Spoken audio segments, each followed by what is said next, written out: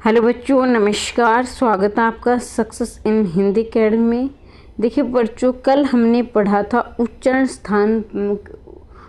स्थान के आधार पर वर्णों के भेद। ठीक है, इसी तरह से हमने काफ़ी क्लासें पहले भी डाल दी हैं और आज की जो हमारी वर्ण की अंतिम क्लास रहेगी, आज हमारा वर्ण ख़त्म हो जाएगा। अगर आप चैनल पर पहली बार आए हैं तो चैनल को सब्सक्राइब करना और वीडियो को लाइक कर देना और शेयर कर देना। जब आप घंटी वाले निशान को दबाएं तब ऑल का बटन दबाना ना भूलना, क्योंकि जब भी मैं वीडियो डालूंगी तो उचित समय पर आप तक पहुंच जाएगी।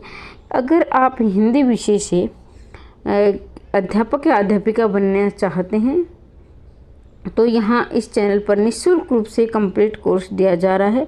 इसके साथ ही किसी भी एग्ज़ाम में अगर हिंदी पूछी जाती है, चाहे वो सीईटी का एग्ज़ाम हो, हिंदी व्याकरण पूछी जाती है, तो सभी के लिए क्लास बड़ी ही महत्वपूर्ण रहने वाली है।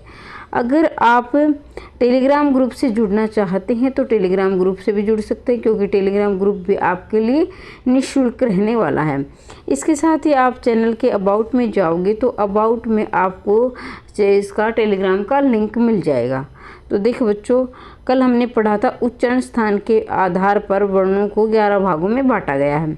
वो हमने पढ़ा था कंठ, तालु, मूर्धा, दंते, ओष्ठे, नासिके, दंतोष्ठ, कंठतालु, कंठोष्ठ, वत्स्य। और वत्स्य, अगर वत्स्य का मतलब कि मसूड़ा भी होता है दूसरा। अगर मसूड़ा आ जाए और आपको पता ना चले कि क्या आ गया, तो ये मसूड़ा कहते हैं वत्स्य को। और इससे पहले मैं इसकी मात्रा के बारे में बात करती हूँ। ये जो रे की मात्रा जो लगी है, इसका उच्चारण बिल्कुल रे के बाद होता है, जैसे वे के बाद, माफ़ कीजिए, बिल्कुल वे के बाद होता है। जैसे वर, यहाँ इसका उच्चारण होगा यहाँ, फिर से, फिर तय, और फिर से, और फिर ये। कहने का अभिप्राय है कि कभी भी किसी भी वर्ण, आधे वर्ण पर मात्रा नहीं लगती है, क्योंकि यहाँ तय भी आधा है, से भी आधा है, इसलिए इन दोनों पर मात्रा नहीं लगी है, इसलिए ये के ऊपर मात्रा लगी है। लेकिन इसका उच्चारण होगा वर्त से, यहाँ वह के बिल्कुल बाद ही इसका उच्चारण होगा। फिर ये के ऊपर मात्रा लगी, क्योंकि तय भी आधा है और शय भी आधा है, इसलिए हमने इन दोनों पर मात्रा नहीं लगाई है। इसके साथ काकल्य, अलिजीवा, ये हम पढ़ चुके हैं। तो ये अगर आपने ये क्लास चाहिए तो इससे पीछे वाली क्लास देखें। अब हम आगे पढ़ेंगे। एक ही वर्ण को कई उच्चारण स्थानों से भी बोला जाता है। तो यहाँ देखिए है, पर काफ़ी बच्चों को डाउट रहता है, तो मैं बता देती हूँ कि कई ऐसे वर्ण हैं जो कई स्थानों से बोले जाते हैं। एक ही वर्ण कई स्थानों से बोले जाते हैं। जैसे उदाहरण के लिए आप है को लेना, है में क्या है कि कंठ से भी बोला जाता है। तो कई बच्चे बोलते हैं कि मैम कहीं कंठ होता है, कहीं काकल्य, अलिजीवा, तो आज पेपर में आ जाए तो हम क्या करें। तो देखना, अगर आपको ये तीनों दिए हैं और उपयुक्त तीनों दे दिया जाए, उपयुक्त ऐसे शुद्ध लिखा जाएगा, ये भी आप देख सकते हैं। तो अगर उपयुक्त तीनों दे दिया जाए तो तीनों करोगे। अगर आपसे कंठ भी दे दें, काकल्य भी दे दें, ये कल हम पढ़ चुके हैं लेकिन फिर बता देती हूँ, तो आप पहले काकल्य करोगे, दूसरे नंबर पर आप कंठ करोगे। ठीक है, और मैं काकल्य और अलिजीवा की बात कर लेती हूँ। तो ये इन्हीं के उपनाम हैं, या तो इन दोनों में से एक ही मिलेगा, ठीक है, या काकल्य मिलेगा या अलिजीवा मिलेगा, क्योंकि इन दोनों के उपनाम है, ये एक दूसरे के नाम है। ठीक है, अलिजीवा इसे क्यों कहते हैं, क्योंकि जब हमारे है ऐसे बोलते तो जीवा हमारे है क्या मुड़कर उसके पास जाती है। और काकल्य क्या होता है, तो काकल्य ये होता है जैसे हमारा एक कंठ है, और जब आप मुंह को खोलते हो ना, आ बोलते हो, तो आ के तुरंत बाद आपको ये मांस का टुकड़ा यानी घंटी सी लटकती हुई दिखाई देगी, तो उसे काकल्य बोलते हैं। ठीक है, ऐसी घंटी सी लटकती हुई दिखाई देगी आपको, उसे काकल्य बोलते हैं। और कंठ का तो आप समझ ही गए। अब देखो, ये हमने सूत्र किए है उच्चारण के आधार पर वर्णों के गया। जैसे ए क है तो ए आ कै वर्ग, और कै ख गेड़ है और विसर्ग ये ए क में आएंगे, यानी कंठे बोले जाएंगे। इनका सूत्र है ईचस, ये तालु है, तालुए बोलते हैं, जिसे ईचस ई च वर्ग वाले, और ये और श। ठीक है, फिर है रीट्रस, ये मूर्धा से बोले जाएंगे, री टै वर्ग वाले, और रै और ष षटकोण वाला। फिर तलश, ये है तलस दंत या दंते से बोले जाएंगे। दंत ये न और त दोनों आधे हैं, शुद्ध का ध्यान रखें। फिर उप आएगा, उसमें उ और पै वर्ग वाले आएंगे, ये ओष्ठे से बोले जाते हैं। फिर बच्चों डयण में नासिके से होगा, और फिर रैन सहज ये वर्ष यानी मुसुड्डे से बोले जाएंगे, मसुड्डा से बोले जाएंगे। इसे वर्त से भी बोलते हैं, मसुड्डा भी बोलते हैं। फिर है कंठ ताल्लुक, जैसे ए आई, ये क्या है कंठ प्लस तालु, यानी ए आ बोले जाएंगे कट से और ई बोले जाएंगे तालवे से, तो ये होगा कंठ तालवी, क्योंकि बनता है कंठ तालवे। तो ये हम कल पढ़ चुके हैं, इसलिए हम क्विक रिवीजन कर रहे हैं, उसके बाद हम आगे बढ़ेंगे। फिर हमारा कंठोष्ठ, कंठ प्लस ओष्ठ से, तो ये ओ औ ए आ बोले जाते हैं कंठ से, और उ बोले जाते हैं ए आ बोले जाते हैं कंठ से, और उ बोले जाते हैं ओष्ठ से। इन दोनों को मिलाकर ओ बनता है। ए आ और उ को मिलाएंगे तो ओ बनता है, इसलिए इसे कंठोष्ठ कहा जाता है। फिर बच्चों दंतोष्ठ की मैं बात कर लेती हूँ। तो दंतोष्ठ में क्या है, व ऊपर के दांत और नीचे का होठ, इसे हम दंतोष्ठ यानी ऊपर के दांत लगेंगे इसमें और नीचे का होठ लगेगा इसके व वर्ण के उच्चारण में, इसलिए इसे दंतोष्ठ बोलते हैं। और है को हम बता चुके हैं, काकल्य अलिजीवा। तो बच्चों अब देखिए प्रश्न बनेगा विशेष करके दिया मैंने विशेष, यहाँ से कई बार ऐसे प्रश्न पूछ लिए जाते हैं, तो आप इसका ध्यान रखेंगे। यदि नीचे के होठ को काट दिया जाए तो किस वर्ण के उच्चारण में असुविधा होगी। अगर नीचे के होठ को काट दिया जाए तो किस वर्ण के उच्चारण में असुविधा होगी, यानी दिक्कत होगी। तो देखिए मैंने व बोला, आप भी बोल के देखिए व, तो इसमें क्या है, नीचे का होठ लग रहा है।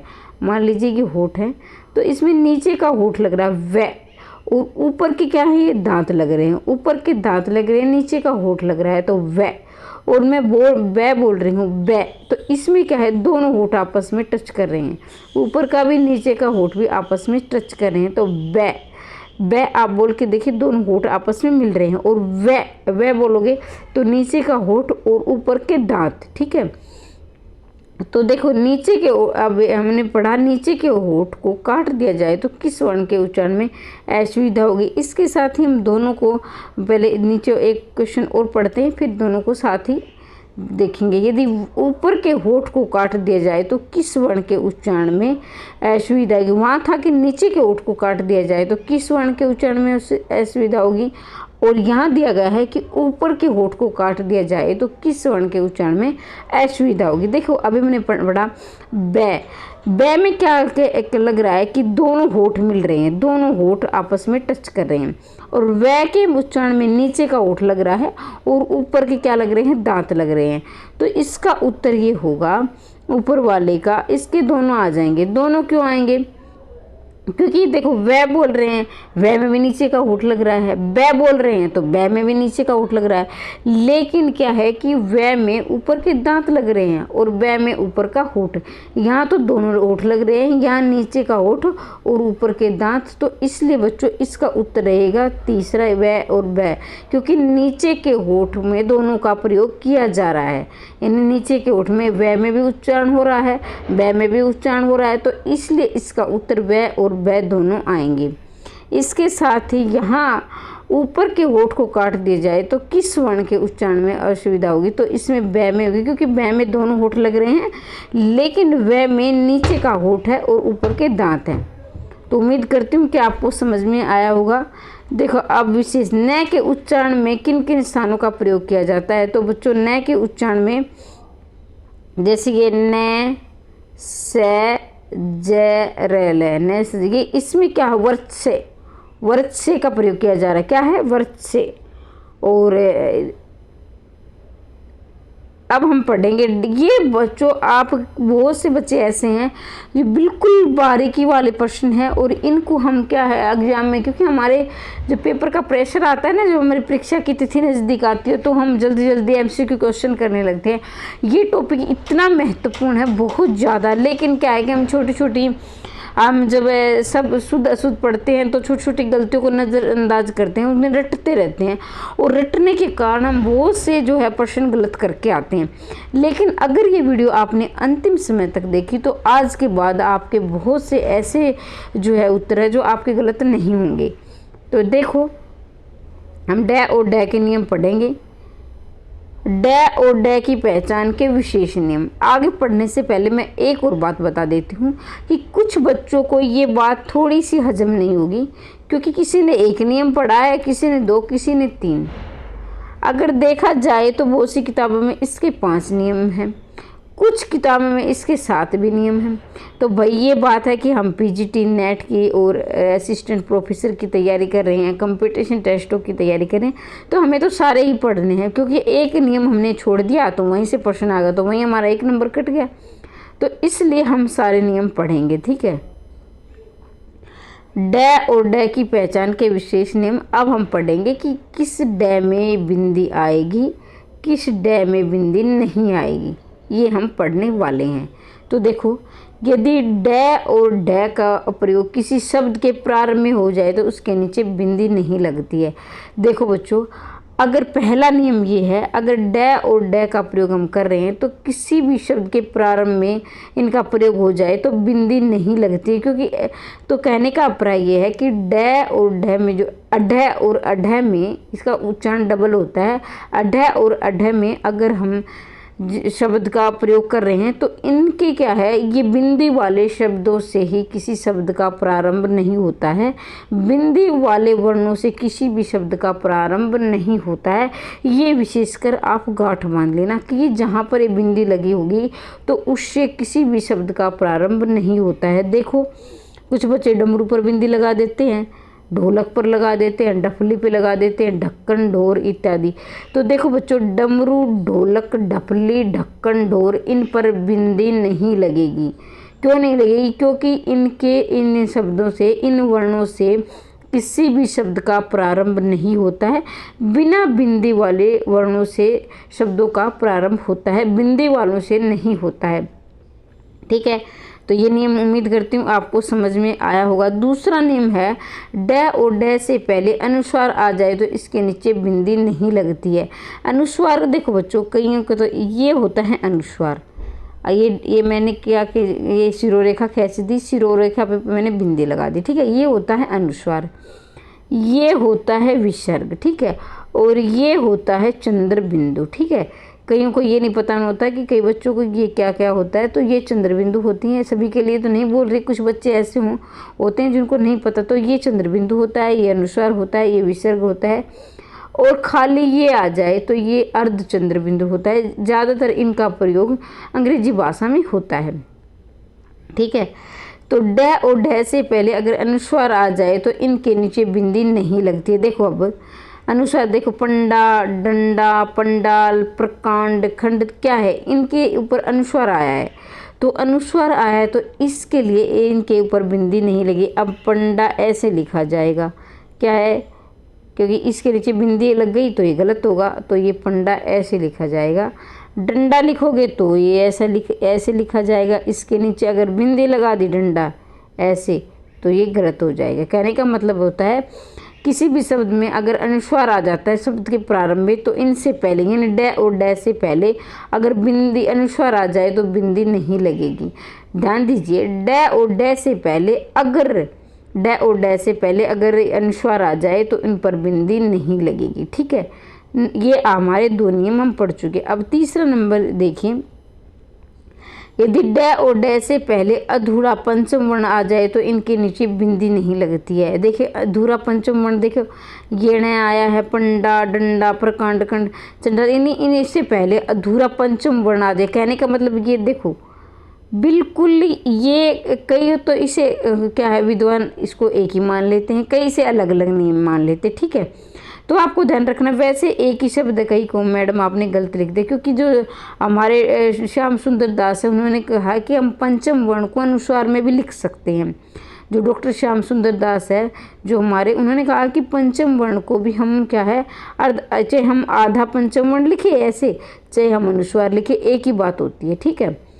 तो कहने का मतलब ये नियम कई तो इसे एक ही मान लेते, कई अलग अलग मान लेते हैं। तो देखो आपको ध्यान रखना चाहिए, आप एक मानो चाहे अलग मानो, लेकिन इस बात का ध्यान रखना है कि इनसे पहले अगर अनुस्वार आ जाए या पंचम वर्ण आधा आ जाए तो आपको इनके नीचे बिंदी नहीं लगानी है डे और ढे से। या तो अनुस्वार आ जाए या फिर पंचम वर्ण आधा आ जाए तो इनके नीचे बिंदी नहीं लगानी है। ठीक है, तो ये भी नियम हमने पढ़ा। अब आगे बढ़ते हैं। डे और डे का प्रयोग तत्सम अथवा संस्कृत शब्दों के साथ इनके नीचे बिंदी नहीं करते। कहने का मतलब ये होता है कि डे और ढे के जो अगर संस्कृत के शब्द है, तत्सम शब्द है, तो उनके नीचे बिंदी नहीं लगती है। अब क्यों नहीं लगती है, इनका कारण से ही जानेंगे क्यों नहीं लगती। क्यों इसलिए नहीं लगती, देखो षड, षडानन, षड ऋतु, क्योंकि जो है डे और ढे ये क्या है, ये क्या है, हिंदी के वर्ण है। क्या है, हिंदी के है। तो अगर इनके संस्कृत के आ जाए तो इनके यदि डे और डे का प्रयोग तत्सम अथवा संस्कृत शब्दों में हो जाए तो इनके नीचे बिंदी नहीं लगती है, क्योंकि डे और बिना बिंदी वाले हैं ना डे और डे, क्योंकि ये संस्कृत के शब्द है। कहने का मतलब ये डे और डे का उच्चारण जो ये वर्ण है ये संस्कृत के है, इसके लिए इनके नीचे बिंदी नहीं लगती है तत्सम शब्दों में।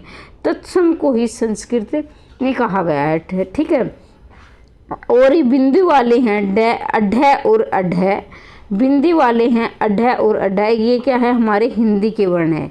क्या है, ये हमारे हिंदी के वर्ण हैं।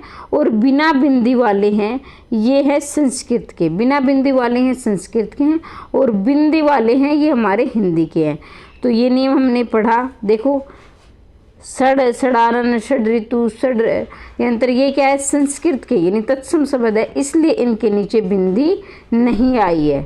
ठीक है, अब हमारा जो 5वां नियम है ये क्या है कि विदेशी भाषाओं के शब्दों के नीचे भी बिंदी नहीं आती है, नहीं विदेशी यानी अंग्रेजी शब्दों के नीचे भी बिंदी नहीं आती है। तो आज के बाद आप ध्यान रखेंगे कि किन शब्दों के नीचे बिंदी, किन वर्णों के नीचे बिंदी आएगी, किन वर्णों के नीचे बिंदी नहीं आएगी। देखो आप जैसे बोर्ड है, ठीक है, बोर्ड, अब आपको छोटी छोटी बातों का ध्यान रखिए, आप तुरंत इसके नीचे बिंदी लगा देते तो बिंदी नहीं आएगी। क्यों नहीं आएगी, क्योंकि ये अंग्रेजी का शब्द है, तो अंग्रेजी के शब्दों के नीचे बिंदी नहीं आती है, तत्सम शब्दों के नीचे बिंदी नहीं आती है, और जो पंचम वर्ण हैं यानी अनुस्वार के जो वर्ण हैं उनके नीचे भी बिंदी नहीं आती है। जैसे रोड है, लाउड है, क्राउड है, प्राउड है, बोर्ड है, और भी बहुत से ऐसे शब्द हैं जो अंग्रेजी के हैं जिनके नीचे बिंदी नहीं लगती है। एक और भी जिन बच्चों की जो है अंग्रेजी भाषा अच्छी है उनके लिए भी मैं बता देती हूँ। डी और डी एच से शुरू होने वाले जो वर्ण है, शब्द है, डी और डी एच से शब्द शुरू होने वाले हैं उनके नीचे बिंदी नहीं आएगी, और जो आर और आर एच से शुरू होने वाले हैं उनके नीचे बिंदी आएगी। जैसे रोड है, तो देखो रोड में क्या है, डी से शुरू, डी है, रोड में ये डी से बना है तो इसके नीचे बिंदी नहीं लगी है। अब और आर लोहागढ़ है, इसमें आर एच से बना है तो इसलिए इसके नीचे बिंदी आई है। ठीक है, अब देखना ये तो कॉमन है, ये तो आपको 6ठी 7वीं के एनसीईआरटी में मिल जाएगा। मैंने इनको इसलिए अलग से लिखा है क्योंकि ये तो सभी बच्चे जानते हैं और जो नहीं जानते वो आज जान लेंगे, लेकिन ये आपको एनसीईआरटी की हर बुक में मिल जाएंगे नियम, लेकिन वो वाले हैं जो मैंने शुरू में बताए थे वो उसी बुकों में नहीं मिलते हैं। इनका जब आप जितनी गहराई से अध्ययन करते जाओगे उतनी ही गहराई से आपको इनका ज्ञान होता चला जाएगा। तो अगर आप इन्हें चाहे 5 नियम बोलो चाहे 7 नियम बोलो, देखो कितने हमें गिनने नहीं, गिन के क्या करना है, लेकिन हमें तो ये ध्यान रखना है कि इनके नीचे बिंदी आएगी, इनके नीचे नहीं आएगी। तो देखो यदि इन वर्णों के तुरंत पहले उपसर्ग आ जाए तो भी इनके नीचे बिंदी नहीं आती है। यानी कहने का मतलब है तुरंत आना चाहिए, तुरंत पहले, यानी कहीं भी उपसर्ग दिखाई दिया और आप कहो कि मैडम ने हमारा एक प्रश्न गलत करवा दिया, इसमें तो उपसर्ग आए, इनके तुरंत पहले, यानी कि कहीं भी आपको उपसर्ग दिखाई दे जाए और आप क्या कहो यही इसमें तो उपसर्ग आया, इसमें बिंदी नहीं आएगी, तुरंत पहले होना चाहिए, ये नहीं कि कहीं पर भी उपसर्ग आ जाए। देखो यहाँ देखो निडर है, शुडोल है, तो देखो डर है, इनके टुकड़े करके देख लेना, डर है तो डर का तो व्यर्थ निकल रहा है, भी भय, तो इनके ऊपर क्या है, इनके आगे क्या लगा है, नी, यानी इनके पूर्व में क्या लगा है, नी उपसर्ग लगा है, तो नी उपसर्ग लगा है तो इसमें क्या है, बिंदी नहीं आएगी क्योंकि इनके आगे उपसर्ग, इनके बिल्कुल तुरंत पहले नी उपसर्ग है, इसलिए इसके नीचे बिंदी नहीं आएगी, विशेष रूप से ध्यान रखना। अब देखो सुडोल है, इसके तुरंत पहले सु उपसर्ग है तो इसके नीचे बिंदी नहीं आएगी। तुरंत पहले क्या है, उपसर्ग है सु, तो इसलिए इसके नीचे बिंदी नहीं आएगी। अब जो है द्वितीय वर्ण, अब कुछ बच्चों को द्वितीय वर्ण का नहीं पता होगा, जो बच्चे पहली बार जैसे तैयारी कर रहे हैं या जिन्होंने गहराई तो ध्यान रखेंगे इस बात का। अड्डा है, खड्डा है, कबड्डी है, तो देखो द्वितीय वो होते हैं जो सेम वर्ण, बिल्कुल सेम वाले समान वर्ण 2 बार रिपीट हो जाए। समान वर्ण 2 बार, द्वितीय का मतलब होता है 2, यानी जो वर्ण 2 बार लगातार आ जाए, जैसे अड्डा है, खड्डा है, कबड्डी है, तो ये क्या है 2 बार आए हैं इकट्ठे। देखो खड्डा में डेड है, इसमें देखो अड्डा खड्डा, तो इनके नीचे द्वितीय वर्ण आ जाए तो इनके नीचे भी बिंदी नहीं आती है। ठीक है, तो एक बार हम इनका एक बार फिर से रिवीजन कर लेते हैं ताकि आप इसे भूल ना हो। तो कहाँ कहाँ बिंदी आएगी, कहाँ नहीं आएगी, तो हम इससे यहाँ शुरुआत करेंगे। डे और डे की पहचान देखो, किसी भी शब्द के प्रारंभ में, यानी डे और डे से कोई शब्द प्रारंभ हो रहा है, कोई शब्द शुरू हो रहा है डे और डे से, तो कोई वहाँ पर बिंदी नहीं आएगी। डे और डे से कोई शब्द शुरू हो रहा है तो वहाँ बिंदी नहीं आएगी।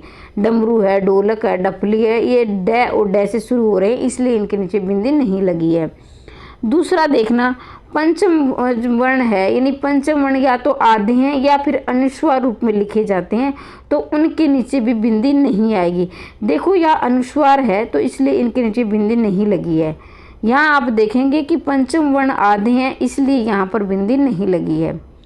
इसके साथ ही संस्कृत शब्दों यानी तत्सम शब्दों से जो शुरू हो रही है, यानी तत्सम शब्दों में जो शुरुआत हो रही है, तो वहाँ भी बिंदी नहीं आएगी। ठीक है, इसके बाद ही विदेशी वर्ण, यानी विदेशी वर्णों से, यानी जो विदेशी शब्द है वहाँ पर भी बिंदी नहीं आएगी। जैसे रोड है, लाउड है, क्राउड है, प्राउड है, बोर्ड है, तो वहाँ पर बिंदी नहीं लगेगी। ठीक है, इसके साथ ही आप देखेंगे वर्णों यानी उपसर्ग, यानी किसी इनके तुरंत पहले उपसर्ग हो तो वहाँ बिंदी नहीं लगेगी। इनके तुरंत पहले उपसर्ग होता है तो वहाँ बिंदी नहीं लगेगी। जैसे निडर है, सुडोल है, और भी बहुत से शब्द हैं। द्वितीय वर्णों के साथ भी बिंदी नहीं लगेगी, जैसे अड्डा है, खड्डा है, कबड्डी है। तो ये हमारे डे और डे से संबंधित नियम थे। अब कुछ बच्चों को डाउट होगा कि डे और डे पर बिंदी हम कहाँ लगाएं, तो मैंने आपको ये नियम बताए। इनके अलावा कोई शब्द है, ये मैंने आपसे जो नियम बताए हैं अभी भी हमने शेयर किए हैं, हमने एक बार चर्चा की है। इन नियमों के अलावा अगर कोई शब्द है तो वहाँ पर बिंदी लगेगी। बहुत कम ऐसे जो शब्द होते हैं जहाँ पर बिंदी लगती हैं, ज़्यादातर बिना बिंदी वाले ही जो है हमारी हिंदी में प्रयोग किए जाते हैं, क्योंकि बिना बिंदी वाले हमारे क्या है। अब देखो रे के रूप देखें, हमने डे और डे के नियम पढ़े अब, और अब हम रे के रूप पढ़ेंगे। रे के क्या है, रे के 4 प्रकार हैं। रे के कितने हैं, 4 प्रकार हैं रे के। तो एक बात का विशेष ध्यान रखेंगे, रे में कहीं पर आप कुछ बच्चे तो क्या है ग्रह, इसमें कंफ्यूज रहते हैं ग्रह और ग्रह। तो ये क्या है, ये रे नहीं है, री की मात्रा है, ये री की मात्रा है, री की। और ये क्या है, रे है, ये ग्रह, यानी जो हमारे ग्रह होते हैं ना, जैसे 9 पहले 9 थे अब 8 हो गए हैं, उसकी हम चर्चा नहीं करेंगे, ये अलग टॉपिक है, लेकिन फिर बता देती हूँ वो ग्रह है। जैसे पृथ्वी है, मंगल है, वो ग्रह है, ऐसे हैं। और ग्रह ये जो घर वाला ग्रह है, री, यहाँ री की मात्रा है और ये आर की मात्रा है। ठीक है, तो रे के 4 प्रकार से रे को हम लिख सकते हैं। इसे रकार भी कहते हैं, इसे रेफ भी कहते हैं। जो कहाँ रेफ कहते हैं, कहाँ रकार कहते हैं, वो मैं चर्चा करूँगी अभी आपके साथ। देखो रे ये पूरा है, यानी इस रे को छोड़कर बाकी तीनों के तीनों रे पूरे होते हैं। ठीक है, इस रे को छोड़कर बाकी तीनों पूरे होते हैं। ये एकमात्र ऐसा रे है जो अधूरा होता है, क्योंकि देखो जो गोदी चढ़कर बैठता है वो छोटा होता है, इस बात को ध्यान रखेंगे। ये अपना नियम लगा लेना कि जो गोदी में होता है वो छोटा होता है और जो नीचे होता है वो बड़ा। अब मान लीजिए आप किसी को गोदी में उठा रहे हो तो वो आपसे छोटा होगा, तभी यानी छोटा बच्चा होगा तो ही तो आप उसे गोदी में उठाओगे। और इसके साथ ही ये भी जो झुक कर चलता है वो बड़ा होता है, और जो ऊपर सिर तान कर चलता है वो क्या होता है, वो छोटा होता है। तो ये एकमात्र यही रह है जो अधूरा है, जैसे करम मरम, ठीक है। और आर जैसे राम रहीम रमेश, और भी बहुत से शब्द हैं जो रह से शुरू होते हैं। इसी तरह क्रम जैसे ये होते हैं ना ऐसे, जैसे क्रम है, भ्रम है, ग्रह है, प्रकार है, प्रसार है। तो इसमें क्या है, अब क्या है कि ये देखो यहाँ देखने, एक मिनट ध्यान दीजिए। जैसे क्रम है, कुछ बच्चों को ये दिखाई देता होगा भाई ये तो कै पूरा दिखाई दे रहा है, ठीक है, देखने में तो ये कै पूरा है, लेकिन ये क्या है, कै आधा है। और ये रै देखना, अब मैं इसको निकाल के दिखाऊंगी, आप ऐसे बनाएगी ऐसे, तो ये रै क्या है, पूरा है, इसमें रै पूरा है, और ये कै क्या है, आधा है। कै आधा है, इसमें रै पूरा है। तो इस भ्रम में आप ना रहें, ये देखने में तो पूरा लग रहा है लेकिन ये आधा है, ऐसे ही भ्रम में भय पूरा है और रै आधा है, ठीक है।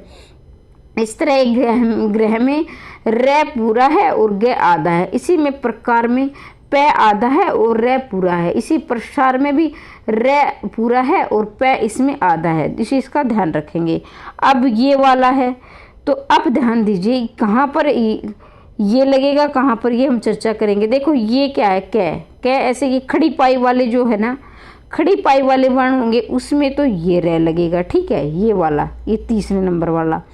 और जो ये है ना, जो गोलाकार जैसे ऐसे गोलाकार जो वर्ताकार जो ऐसे पेट लिए होते हैं ना, उस पे ये जैसे ट्रक, उस पे ये वर्ण ये रै लगेगा, ठीक है।